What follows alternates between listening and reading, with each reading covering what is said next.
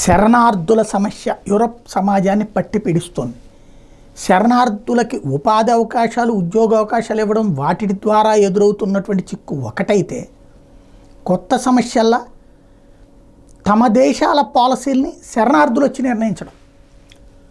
ఏ పాలస్తీనాలో బ్రతకలేక ఇక్కడికి వచ్చారు, ఏ ఆఫ్ఘనిస్తాన్ నుంచి బతకలేక ఇక్కడికి వచ్చారు, ఏ యెమెన్ నుంచి బతకలేక, ఏ సిరియా నుంచి బతకలేక ఇక్కడికి వచ్చారు, ఎవరి కారణంగా ఇక్కడికి వచ్చారు, వాళ్ళ ప్రభుత్వాలు ఉండాలంటూ ఈ ప్రభుత్వాల మీద ఒత్తిడి తెస్తూ అక్కడ యుద్ధం చేస్తున్నటువంటి వాళ్ళకి మద్దతు పలుకుతూ ఉండటం అన్నట్టు. అంటే పాలసీలని డిక్టేట్ చేసే ప్రయత్నం చేస్తున్నారు.